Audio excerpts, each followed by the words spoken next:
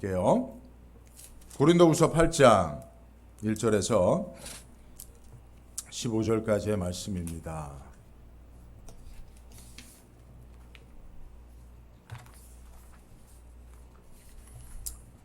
저와 여러분들 교독으로 읽도록 합니다. 제가 1절 읽죠. 형제들아, 하나님께서 마게도냐 교회들에게 주신 은혜를 우리가 너에게 알게 하노니 가운데서 저희 넘치는 기쁨과 극한 가난이 저희로 풍성한 연보를 넘치도록 하게 하였느니라.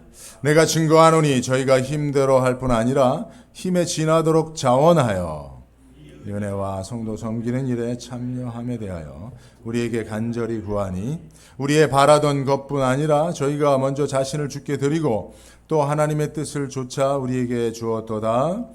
이러므로 우리가 디도를 권하여 너희 가운데서 시작하였은즉 이 은혜를 그대로 성취케 하라 하였노라.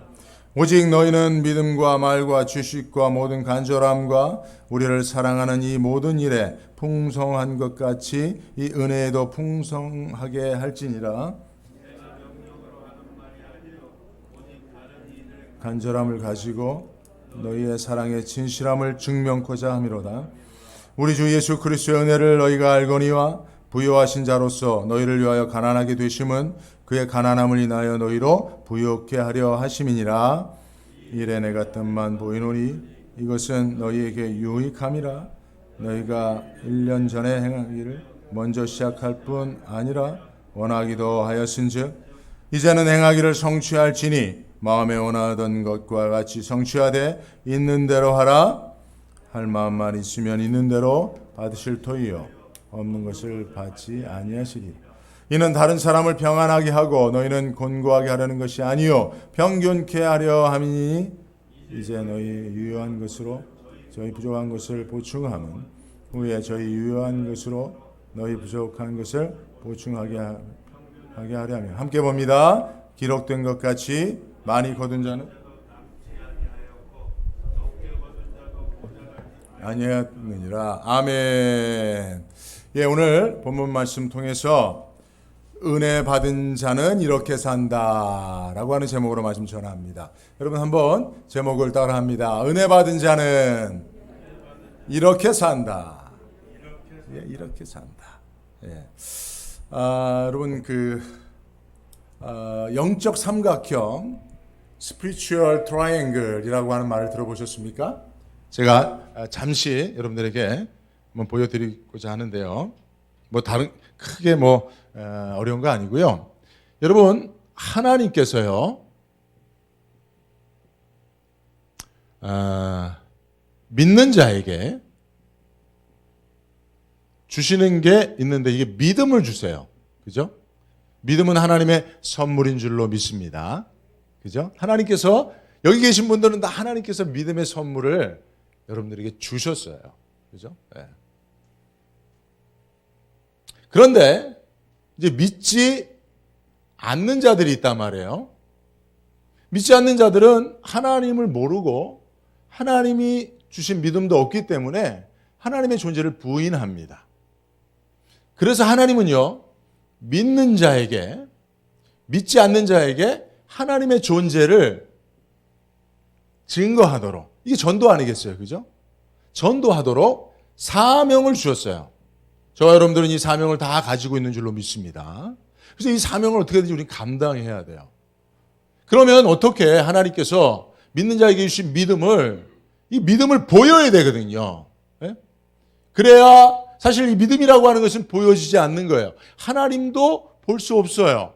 그러니까 믿지 않는 사람들은 하나님이 믿는 자에게 믿음을 주셨어도 그 믿음을 준지도 모르고 그분이 하나님이신지도 모르는 거예요. 그러나 믿는 자는 하나님이 주신 믿음을 가지고 하나님을 증거하는 그 사명을 가지고 있으니 어떻게든지 하나님이 주신 믿음을 보여야 됩니다. 믿음을. 그죠? 이 믿음을 어떻게 보입니까? 믿음은 보일 수 없으니 믿음이 보여질 수 있도록 하는 행함이 있어야 된다라고 야고보서에서 말씀하고 있는 거예요. 그래서 믿지 않는 사람들은요, 하나님이 주신 믿음을 볼 수 없고 믿는 자가 믿음이 아니면 행할 수 없는 그 행함을 보고 하나님이 계시고 그 하나님이 믿는 자에게 이 믿음을 주셔서 그 믿음 가지고 이런 행함을 행하는구나 라고 하는 것을 알게 되는 거예요. 그죠? 여러분 이게 거의 잘 안 보이시죠? 자, 이렇게 여러분들 보시고 이해하시면 될 것 같습니다. 이게 지금 이게 공간이 부족해서 더 이상 돌릴 수 없고, 자, 요 정도로 여러분 이해를 하시고요. 여러분 이런 원리, 이게 이제 믿음의, 제가 이거를 이제 저는 이제 스피리추얼 트라이앵글이라고 이걸 이제 부르는데 영적 삼각형이에요. 이런 삼각형이 매우 중요합니다. 그죠? 네. 여러분 사랑도 마찬가지예요. 사랑. 하나님께서 저와 여러분들에게 사랑을 주셨어요. 그죠? 여러분 우리가 가지고 있는 사랑으로는 온전히 사랑할 수 없어요. 그 사랑 가지고 여러분 애쓰고 힘쓰고 노력해 보지만 사랑에 성공합니까? 실패합니까? 실패합니다. 사람이 자기가 가지고 있는 사랑만 가지고 한 사람도 사랑할 수 없어요. 한 영혼도 온전히 사랑할 수 없어요. 한 영혼도 그 사랑으로 만족해하고 기쁘게 할 수가 없어요. 사랑도 하나님이 하나님의 무한한 사랑을 주셔야 됩니다. 저도 그래서 늘 기도하는 거예요. 우리 남가주한대학교 성도님들 사랑할 수 있도록 그 사랑을 달라고.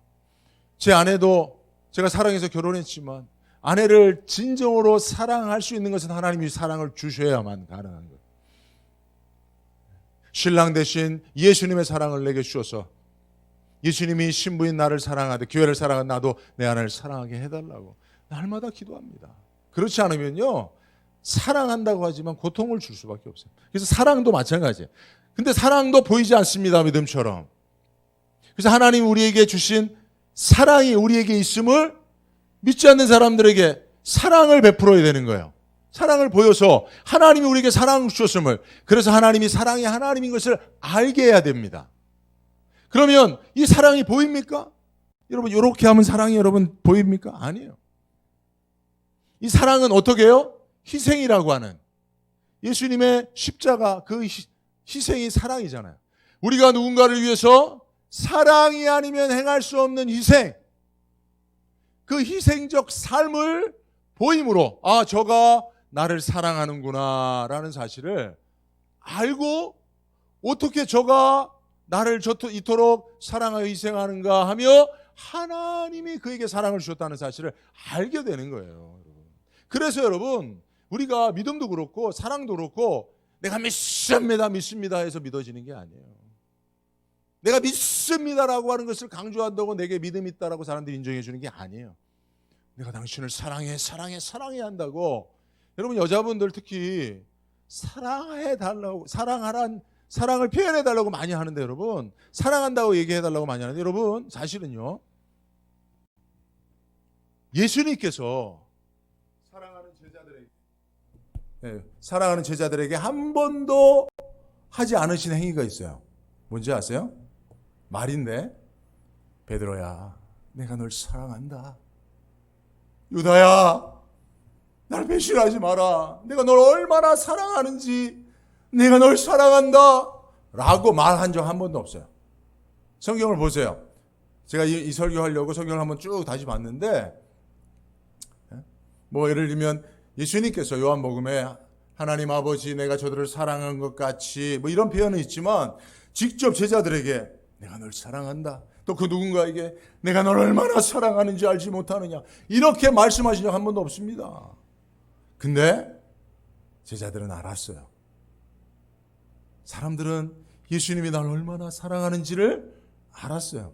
그래서 그 사랑에 자기 생명까지 내어놓고 순교할 수 있었습니다. 사랑은 말로 하는 게 아니에요. 사실은 물론 말로도 해야겠습니다만, 사랑은 그의 사랑이 아니면 행할 수 없는 희생적 삶을 통해서 자연히 보여주는 거예요. 그래서 예수님이 사랑한다 제자들에게 말하진 않았지만 그들의 발을 씻겨주심으로, 떡과 잔을 나누어 주심으로, 그리고 십자가에 달려 기꺼이 그들을 위하여 희생적으로 죽어주심으로, 제자들이 한 번도 예수님이 나를 사랑한다라고 말한 적 없지만 제자들은 예수님이 자기를 위하여 사랑으로 죽음까지 죽으셨음을 믿고 있었다는 것입니다. 그죠? 그래서 여러분, 이게 이제 오늘은 제가 은혜에 대해서 얘기할 건데요. 은혜도 똑같습니다. 은혜도 똑같습니다. 그죠? 은혜도 보여지지 않습니다. 근데 여러분, 하나님 우리에게 은혜 주었다는 것을 어떻게 하나님의 은혜도 모르고 하나님도 모르는 사람들에게 알게 할 수 있습니까? 이게 오늘 설교의 매우 중요한 주제입니다. 여러분, 믿음도 알게 해야 합니다. 사랑도 보여줘야 합니다. 은혜도 하나님 우리에게 은혜를 주셔서 하나님의 은혜의 하나님이신 것을 알게 할 필요가 있어요. 1절을 보니까 마게도냐 교회들에게 주신 은혜를 우리가 너에게 알게 하노니, 잠시 요거는 옆으로 치우고요. 그죠? 마게도냐 교회들에게 하나님이 주신 은혜를 우리가 너에게 알게 하기를 원한다는 거예요. 은혜가 무슨 물체고 보여지는 거면 보여주면 되는데 보여지지 않는 것이니, 하나님 볼 수 없는 하나님으로부터 주어진 것이니 이것을 어떻게 알게는 해야 되는데 어떻게 알게 해야 하느냐, 이게 사실은 중요한 관건이죠. 9절에서도 보면 우리 주 예수 그리스도의 은혜를 너희가 알거니와, 그죠? 예수님께서 베푸신 은혜를 우리가 안다는 거예요. 그럼 어떻게 알 수 있게 되었냐는 것입니다. 그것 또한 예수님이 십자가를 지고 하나님이신 예수님이 죄인처럼 죽어주신 그 십자가의 희생을 통해서 안 거예요. 그죠? 그런 것처럼 여러분, 우리가 하나님으로부터 은혜를 받았다는 사실을 은혜 없는 세상, 각박한 세상, 살아가는 세상 사람들에게 하나님이 우리에게 은혜를 베푸시는 하나님, 은혜 하나님인 것을 알게 할 필요가 있는데, 그것이 우리의 사명인데 어떻게 오늘 본문의 말씀을 통해서 그 은혜가 증거될 수 있느냐라고 하는 사실을 세 가지로 여러분들에게 말씀드리는데, 첫째는 은혜 받은 사람은 성도를 섬기며 산다는 거예요. 은혜 받은 사람만이 살 수 있는 삶의 증거, 표지가 있는데 그게 뭐냐? 섬김이라는 거예요. 섬김이라는. 자, 여러분, 제가 질문합니다. 제가 지금 두 부류의 사람을 말할 텐데 누가 누구를 섬겨야 하는 사람인지를 말씀드릴게요. 부모와 자식들 가운데 여러분, 누가 누구를 섬겨야 옳습니까? 예? 자식들이 부모를 섬기는 게 옳지요. 그죠? 근데 우리 김영식 권사님은 부모님이라고 했죠. 부모라고 했죠. 왜냐하면 지금도 우리 권사님은 자녀들을 섬기고 있으니까. 그죠? 어제도 새벽기도 끝나고 잠시 커피 마시면서 대화를 나눴는데 지금도 자녀들 늘 마음속에 노심초사 걱정하신대요. 표정만 좀 안 좋아도 제가 무슨 안 좋은 일이 있는가 걱정되신다는 거예요. 그죠? 자녀들은 이런 부모는 잘 모르죠. 부모와 자식 간에 사실은 자식이 부모를 섬기는 게 온당한 것이죠. 근데 끝까지 부모가 자녀를 섬기게 되어 있어요. 여러분, 남편과 아내 중에 누가 누구를 섬겨야 하는 것이 옳습니까? 목사와 성도들 가운데 누가 누구를 섬겨야 하는 것이 맞습니까? 또 교회 중직자, 장로님, 권사님들 계신데 장로님과 서리 집사님 계시다면 누가 누구를 섬기는 것이 옳습니까? 정답은 은혜 받은 자가 섬기는 거예요. 누가 누구를 섬기는 법은 없어요, 여러분, 세상에. 그죠? 누가 누구를 섬깁니까? 결론은 은혜 받은 자가 섬겨요. 그죠? 은혜 받은 자가 섬기는 거예요. 목사, 성도 사이에도 목사가 은혜를 더 많이 받았으면 목사가 섬기는 거고, 성도가 목사보다 하나님의 은혜를 더 많이 받는 경우도 있거든요. 그러면 성도가 섬기는 겁니다. 남편과 아내 누가 누구를 섬깁니까? 야, 남편은 하늘이야, 딱 섬겨야지 하늘을. 여러분, 아니에요. 왜 그런 법이 세상은 있을지 모르지만 사실은 결론을 보면 은혜 받은 자가 섬기더라고요. 여러분, 예수님과 제자들 누가 누구를 섬겼습니까? 예수님이 섬겼잖아요. 그죠? 제자들은 예수님 배신했지만 예수님은 끝까지 제자를 섬겼어요. 끝까지 사랑했어요. 왜요? 예수님의 은혜가 더 많았기 때문에 그래요. 예수님에게 사랑이 더 많았기 때문에 그렇다는 것입니다. 그죠? 그러므로 여러분, 어떻게 하든지 우리는 은혜를 받고 섬기는 자가 되어야 되는데, 자, 그러면 어떻게 섬기는 것이 은혜 받은 자의 섬김이냐? 이게 중요한 것이죠. 그죠? 여러분, 섬김에도 가짜가 많아요. 가짜가. 여러분, 사기꾼들이 처음에 어떻게 다가옵니까? 지극한 섬김으로 다가와요. 그죠? 그죠? 막 가머니설, 사랑, 막 겸손. 근데 그거는 가짜 섬김이에요. 진짜 섬김이 뭡니까? 진짜 섬김, 진짜 섬김. 예. 오늘 성경에는 의심의 여지가 없는 분명한 섬김이 존재하는데 뭐냐? 연보하는 거라 그래요. 연보. 돈을 주는 거라는 거예요. 돈을. 쉽게 표현하면. 예. 근데 여러분, 오늘 사실 여러분 고린도후서를 보면요. 사실은 사도 바울이 이 이야기를 매우 중요하게 고린도 교회 성도들에게 편지를 써서 이야기해야 돼요. 너희가 연보를 좀 해야 된다. 예루살렘 교회를 돕는 일에 너희 교회도 참여해야 된다. 다른 마게도냐 교회들이 참여하는 것처럼 너희들도 꼭 참여하길 바란다. 이 말을 해야 돼요. 근데 이 말을 언제부터 합니까? 8장 이후부터 하기 시작해요. 8장 이후부터. 왜 그런지 아세요? 조심스러운 거예요. 사도 바울도. 하나님도 아시는 겁니다. 예. 믿음이 없는 사람들, 관계가 형성되지 않은 사람들에게 돈 얘기하면 아무리 좋은 얘기, 하나님 말이라도 시험 드는 거 다 알기 때문에 그래요. 예. 그래서 저도 여러분 거의 2년 만에 어찌 보면 헌금 설교 처음 하는 것 같은데요. 제가 뭐 헌금 설교를 하기 위해서 헌금 설교 하는 겁니다. 여러분들 오랜만에 교회 나왔는데 야 내가 때를 잘못 맞춰 나왔다 이렇게 생각하지 마시고 제가 이렇게 고린도 말씀 계속 이렇게 하고 있잖아요. 제가 여러분들 잘 아시는 것처럼 매일 성경 본문에 따라서 쭉 설교를 하고 있기 때문에요. 근데 여러분 이거는 돈 내라는 설교가 아니에요. 은혜 받은 자의 삶에 대한 이야기니까 여러분. 그죠? 네. 여러분 사실은 교회를 사랑하는 가장 확실한 방법과 섬김 뭡니까? 내가 누군가를 사랑하고 내가 당신을 섬기겠습니다 하는 가장 확실한 방법은 뭡니까? 예, 다른 것들도 많이 있지만 사실 이것이 빠지면 진정성이 의심받을 수밖에 없어요. 뭐 제가 예를 들은 적 있지만 예를 들면 남편이 아내를 사랑해요. 그래서 청소도 해주고 빨래도 해주고 때로는 요리도 해주고 설거지도 내가 담당할게요. 뭐 재활용 분리수거 내가 다 할게. 근데 한 가지 안 주는 게 있어. 생활비를 안 줘. 돈을 안 줘. 아내는 집에서 전업주부로 아이들 양육하고 있기 때문에 돈이 없죠. 남편이 나가서 돈을 벌어오는데 여보 내가 당신을 얼마나 사랑하는지 몰라. 사랑한다고 막 고백을 해요. 내가 당신이 원하는 걸 다 해줘. 난 다 줄 수 있어. 근데 여러분, 여보 나한테 돈은 달라 그러지 마. 나는 돈은 못 줘 당신한테. 그러면 이 아내가 그 남편의 사랑을 믿을 수 있습니까? 예, 그래도 믿어야겠죠. 그죠? 근데 여러분 사실은 쉽게 그 진정성을 믿기가 어려워요. 여러분 마찬가지입니다. 인간관계도 다 해줄 수 있는 것처럼 보이는데 돈은 절대 안 돼. 여러분 그건 좀 어렵잖아요. 그죠?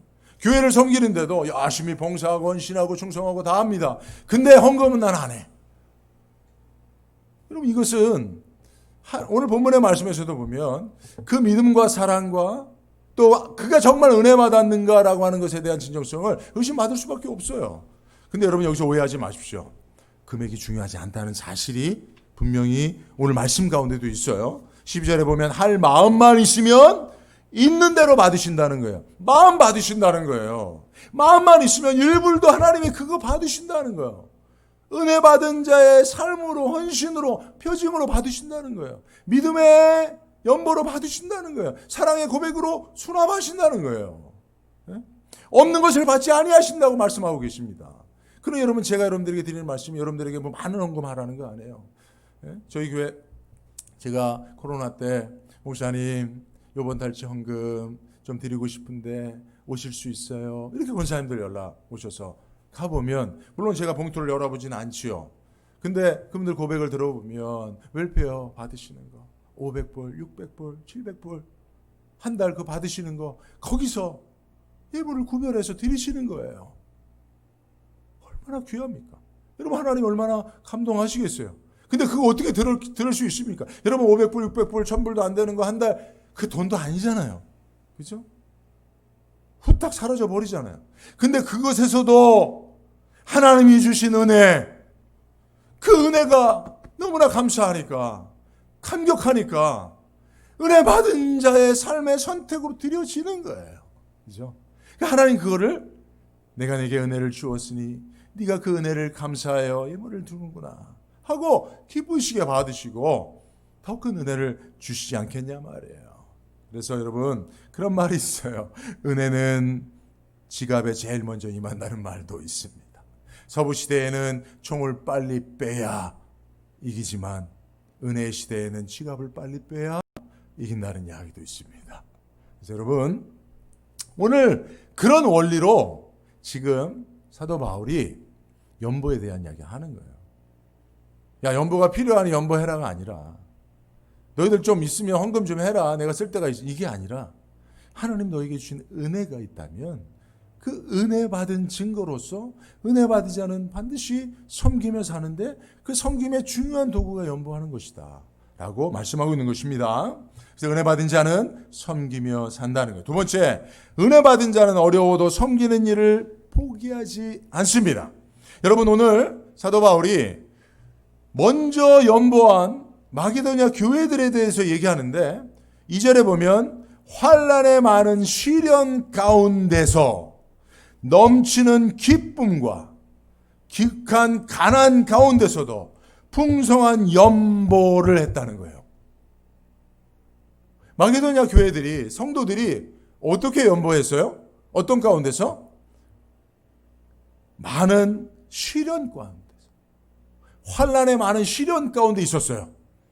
그리고 여러분 가난하지만 연보했다. 이 정도 표현이 아니라 극한 가난. 극한 가난. 여러분 옛날 우리 표현대로 하면 어떤 가난이에요? 뭐가 찢어질 정도로 가난하다고요? 네? 그죠? 똥꼬가 찢어질 정도로 가난한 그런 가난 가운데서도 자기 교회를 위해서 연보한 거 아니에요, 여러분. 제가 오늘 이 말씀을 여러분들에게 당당히 얘기하는 건 여러분 교회를 위해서 연보하면 그 목사가 또 어떻게 할까? 여러분 그거 아니에요. 다른 교회, 예루살렘 교회를 위한 연보예요. 마게도냐 교회가. 그것도 여러분 예루살렘 교회는 모교회입니다. 복음의 전도 전수를 받은 교회들이 마게도냐 교회들이에요. 근데 도리어 복음을 전해준 선교지에 있는 교회가 예루살렘 교회를 선교하는 교회를 위해서 연보를 하는데 그들이 극한 가난 가운데 있었어요. 믿음의 시련 가운데 있었어요. 그럼에도 어떻게 해요? 두 가지 큰 기쁨과 풍성함으로 연보했다는 거예요. 제가 이 말씀을 통해서 깨달은 게 여러분 은혜는 하나님으로부터 오는 것이니 그 은혜를 받으면 환경의 어려움을 극복할 수 있겠구나. 할렐루야. 그걸 다시 한번 깨달았어요. 그죠? 사람이요 가난해지면 강팍해집니다. 인색해지죠. 가난이 극한 가난으로 치달으면 사실은 생명까지도 자기 생명이든 남의 생명을 취하는 것까지도 생각할 정도로 사람들이 완악해집니다. 근데 은혜가 임하면 극복이 되는 거예요. 어떤 고난도 극복하는 방법은 뭐예요? 은혜 받는 거예요, 여러분. 고난과 싸워서, 문제와 싸워서 상황을 변화시키려고 하는 게 아니라 은혜 받는 거예요. 이게 우리의 믿음의 선배들이, 믿음의 선진들이 우리에게 보여준 모범 아닙니까, 여러분? 모범 아닙니까? 보릿고개를 통과하며, 그죠? 세계의 꼴찌 국가였습니다, 우리나라. 전쟁, 36년의 일제 압제가 있었고, 전쟁, 동족상전의 비극이 있어서 폐허가 된 나라 아닙니까? 보릿고개를 넘기지 못해서 옛날에 그런 노래 있잖아요. 진성의 보릿고개. 아야 뛰지 마라 배꺼질라. 그게 우리들의 부모님들의 삶의 현실이었잖아요. 근데 그들이 그 고난을 어떻게 이겼습니까? 새벽마다 피곤한 몸을 이끌고 새벽 기도 가서 주여 은혜 달라고 3일 밤 예배 나와서 하나님 한 주간도 견디기 힘듭니다. 그러나 주님이 은혜 주셔야 살 수 있습니다.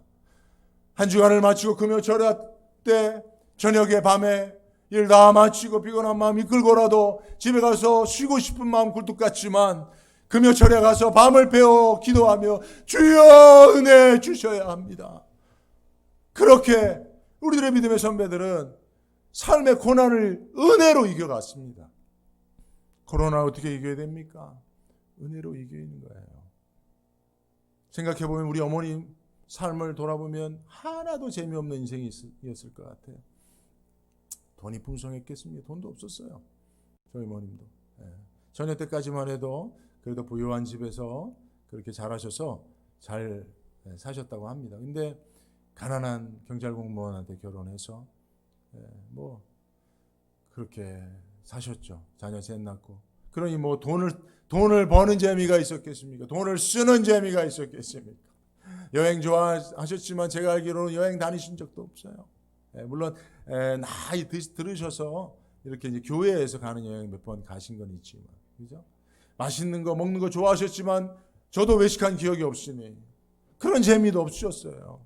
그렇다고 뭐 남편이 사랑해 줬느냐, 그것도 아니에요. 자식들도 뭐 속도 썩였겠죠. 그죠? 무슨 재미로 살겠습니까? 여러분들 같으면 그런 어머니의 삶을 다시 한번 살라고 하면 또 사시겠습니까? 하나도 재미없을 거예요. 근데 그런 삶을 어머니께서 어떻게 이겨내셨을까요? 은혜 받고 이겨내셨어요.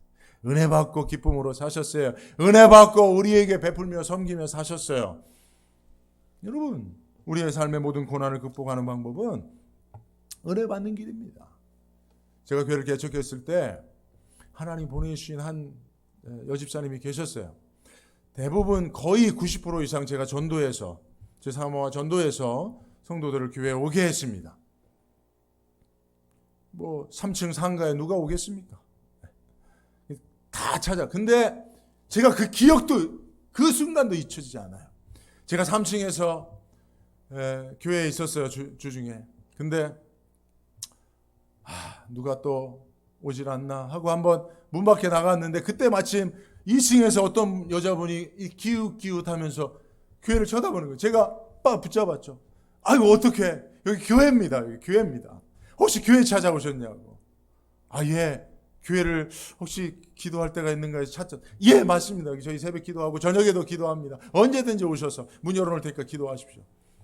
근데 이분이 이제 교회를 그렇게 나오시기 시작해서 저희 교회 초대 권사님이 되시기도 했는데, 이분이 사업하시는 분이에요. 홀로 사업하시는 분이에요.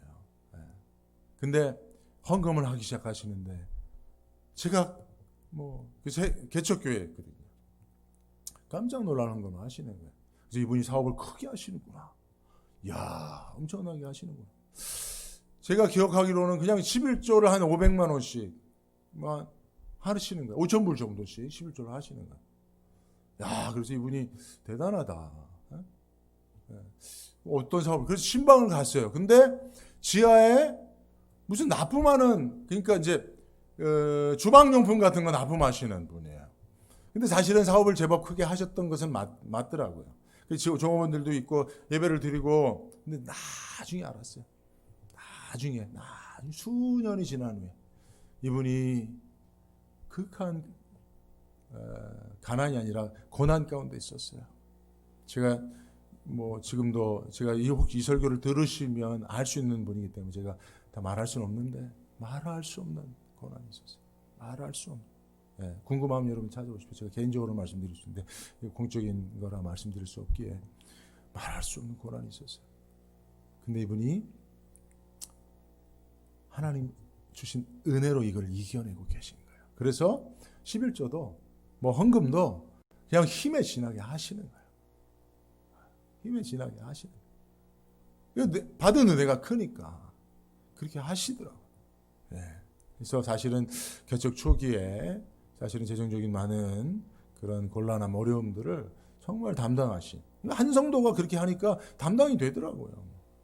제가 뭐 사실은 뭐 사례비를 안 받고 그냥 교회 전도하고 운영하는 자금에만 필요했는데, 뭐 한 달에 한 500만 원이면 충분했거든요. 월세 내고 하면 이 한 분이 감당해 버리시더라고요. 근데 그분이 그렇게 하신 이유는 하나님 주신 은혜를 구하고, 또 개척교회에 와서 은혜를 받고, 그리고 그 은혜 때문에 그 은혜를, 교회를 세우는 일에 헌신적으로 섬겨 주셨던 것입니다. 여러분, 삶의 고난을, 그래서 이분이요, 사실은 중간에 집을 멀리 이사 가셨어요. 한 2시간 정도 되는 거리로 이사를 가실 수밖에 없었어요. 근데 그 이사 간 현장도 사실은 말할 수 없는 고난의 현장이었어요. 근데 새벽 기도를요, 새벽에 오면 1시간 반 버스 타고 올 수 있어요. 1시간 반 새벽 기도를 빠지지 않고 나왔습니다. 버스를 타고요, 3번 버스를 갈아타고. 왜요? 은혜가 아니면 이길 수 없는 고난. 이분은 그 원리를 아신 거죠. 여러분, 삶의 고난이 찾아올 때가 있습니다. 방법은 없어요. 그걸 이길 수 있는 힘은 우리에게 없어요. 하나님이 은혜 주셔야 되는 겁니다. 그러니까 오늘 마게도냐 교회에 찾아온 극한 가난, 수많은 시련, 이들이 은혜로 이겨 풍성한 연보에 참여하게 된 것을 여러분 기억하시길 바랍니다. 자, 은혜 받은 자는 그렇게 사는 거예요. 세 번째, 은혜를 나누는 삶은 하나님께 감사와 영광을 돌리는, 이렇게 은혜 받은 자가 섬기며 환경의 모든 고난을 극복하며 살 때 하나님이 영광을 받으신다는 거예요. 여러분, 우리 삶의 존재의 이유와 목적이 무엇입니까? 하나님께 영광 돌리는 것 아닙니까? 문제는 어떻게 영광 돌릴 수 있냐는 거예요. 근데 오늘 말씀을 보니까, 여러분, 오늘 말씀이 9장에도 이어지는데, 제가 이 말씀을 가지고 수요일날 설교도 한 적이 있습니다만은, 주중에 새벽 기도에도 고린도 후서 9장 11절과 13절을 보면, 너희가 모든 일에 부여하여 너그럽게 연보를 함은 저희로 우리로 말미암아 누구께 감사를 드려요? 하나님께. 은혜 받은 자가 은혜의 섬김으로 연보를 하는 것을 보고 아이고 고마워요 하는 게 아니라 하나님께 감사를 드린다는 거예요. 13절도 같은 원리입니다. 저희가 모든 사람을 섬기는 너희의 후한 연보를 인하여 하나님께 영광을 돌린다는 거예요. 여러분, 이게 똑같은 원리입니다. 다시 한번 아까 말씀드렸던 스피리추얼 트라이앵글이에요. 하나님께서 고난당하고 극한 가난 가운데 고통하고 있는 자에게 은혜를 주십니다. 은혜를 받은 자는 그것을 가지고 섬김의 삶을 사는 거예요. 그러니까 섬김의 혜택을 받는 사람은 은혜 받은 자를 통해 섬김을 받는 그 누군가예요. 근데 이 사람이 은혜 받은 자의 섬김을 통해서 누구에게 감사를 돌려요? 하나님께. 하나님께 감사와 영광을 돌린다는 거예요. 영광을. 이게 오늘 본문의 말씀이에요. 이게 영적 스피리추얼 트라이앵글이에요. 하나님이 믿는 자에게 은혜를 주시고 은혜 받은 자가 받은 은혜를 섬김이라고 하는 삶을 통하여 사람들에게 그 은혜의 받음을 증거하고, 은혜를 받은 자가 섬기는 그 섬김을 통해서 믿지 않는 사람들은 저가 저에게 은혜를 주시니가 누구신가 하고 하나님을 바라보며 그에게 감사와 영광을 돌리는 거예요. 그러면 하나님께서 감사와 영광을 받으시고 어떻게 하시겠습니까? 기뻐하시고 은혜 받은 자에게 더 큰 은혜를 주시는 겁니다. 그러면 더 큰 은혜를 받은 자는 어떻게 됩니까? 더 큰 섬김으로 섬기기 시작하면, 더 큰 섬김을 받은 사람은 그 섬김에 감사해서 더 큰 감사와 더 큰 영광을 하나님 앞에 돌리고, 이게 선순환이 이루어지는 삶이 하나님 나라인 거예요. 이게 교회 안에 있어야 되고, 이게 가정 안에 있어야 되고, 이게 인간관계 속에 있어야 되는 것입니다. 은혜 받은 자가 은혜도 모르는 것들이 하면서 은혜를 받은 자의 삶의 섬김을 행하지 못하는 것은 하나님 앞에 영광과 감사가 될 수 없다는 거예요. 그죠? 그래서 저희 교회도 최근에 우리 윤영희 권사님도 새로 나오시, 우리 조 집사님하고 우리 이복순 권사님도 새로 나오셨어요. 근데 사실 이 원리가 그대로 적용된 것 같은 걸 제가 말씀을 준비하면서 본 거예요. 하나님께서 우리 김영숙 권사님에게 은혜를 주시고, 또 김영숙 권사님이 그 은혜를 윤 권사님한테 사랑의 섬김으로 섬겨주시고, 그 섬김을 받은 권사님이 하나님 앞에 감사하면서 또 받은 은혜를 우리 또 이복순 권사님한테 또 섬겨주시고, 또 이복순 권사님이 받은 은혜를 인하여 하나님 앞에 감사해서, 그래서 이렇게 교회에 함께 출석하면서 그 은혜를 나누는 사랑의 섬김에 이 관계가 이루어지는 거예요. 그죠? 이렇게 계속 삼각형이 커져가는 거죠. 그러면서 그 꼭지점에 하나님이 계시고, 그 한 꼭지점에 은혜 받은 자가 있고, 그 한 꼭지점에 은혜 받은 자를 통하여 섬김을 받는 자가 늘 이 삼각관계가, 거룩한 삼각관계가 존재하는 겁니다. 여러분, 말씀을 맺도록 할게요. 부디 저와 여러분들이 그 은혜의 꼭지점의 한 지점에 여러분들이 서 있을 수 있기를 바랍니다. 은혜 받은 자는 그렇게 하나님 앞에 섬김을 통해서 감사와 영광을 돌리는 삶을 살 수 있게 되는 것입니다. 예, 시골에 우물이 있었다는 얘기 제가 말씀드렸죠. 제가 경기도 파주 금천 마무리에 사는 태어났는데 저희 집이 있고 저 위에 수원댁 할머니네 그 이쪽에 큰 마당이 있었고 거기 옆에 저희 뒷집에 밭이 있었고 거기 우물이 있었어요. 그리고 저희 그 신장로로 내려가는 그 밑에 내려가는 길에 또 우물이 하나 있었어요. 근데 사람들이 여기는 길이 좀 내려가는 길이 좋고 공터가 없으니까 이 우물물은 잘 사용을 안 하고 다 여기서 그 우물물을 사용하시는 분들이 동네 아낙네들 아닙니까? 거기는 이제 빨래터도 있고 거기는 또 뭐 이렇게 할 수 있는 공간이 있어서 수원댁이 마당이 넓고 그래서 사람들이 다 글리 가서 우물을 뜨는 거예요. 근데 제가 어렸을 때 신기한 게 위쪽 우물은 금방 말라버리겠구나. 왜냐하면 사람들이 이쪽 우물은 안 쓰고 다 올라가서 이쪽 우물만 쓰니까. 수박도 다 여기다 갖다 놔요. 거기 가보면 동네 수박이 다 여름에는 동네 씨앗이 할 만한 냉장고가 없었으니까 수박을 다 매달아갖고 이름표 꼬리뼈 달라서 수원내 수박. 근데 동네에서 그걸 가져가는 사람 하나도 없었어요. 그래서 제가 어린 나이에 생각하기에 야 위에 우물은 다 말라버리겠구나. 금방 사람들이 저렇게 벗으니 늘 두레박이 멈추는 법이 없었어요. 근데 사실 밑에 우물은 두레박이 사실은 두레박 그것도 있었어요. 위에 우물은 두레박도 이렇게 그거 거치대도 없었어요.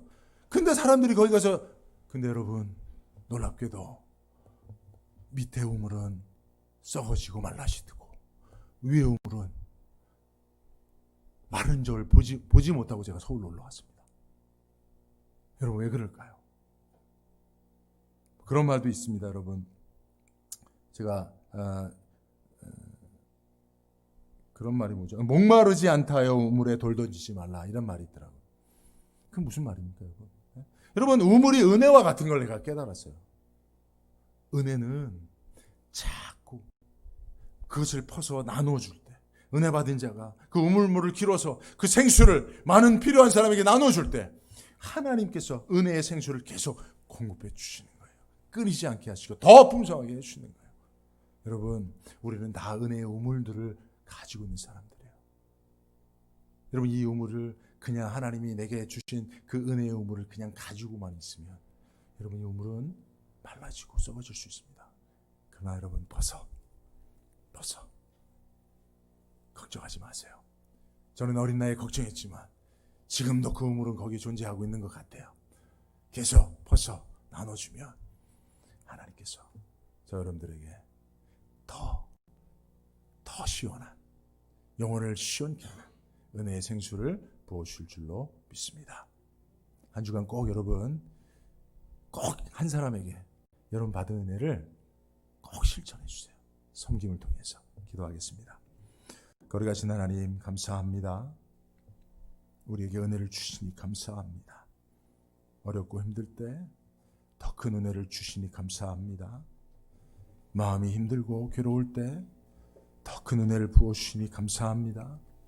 은혜 아니면 살 수가 없는 인생, 오늘도 하나님 은혜 가운데 코로나의 어려운 고통의 시기 가운데서라도 은혜를 사모하는 성도들이 주 앞에 나왔습니다. 주신 은혜 생각함으로 감사의 섬김, 사랑의 섬김을 실천하며 살게 하시고 그 섬김을 통하여 하나님께 은혜 주신 하나님 앞에 감사와 영광을 돌리는 우리 남가주 안디옥교회가 되게 하시고 우리 남가주 안디옥교회가 하나님이 주신 큰 은혜의 저장소 우물이 되어서 은혜 없이 살아가는 세상 사람들에게 사랑의 섬김을 풍성하게 나눠줄 수 있는 그런 은혜의 교회로 사용하여 주시기를 소원하옵고 예수님의 이름으로 기도드리옵나이다. 아멘.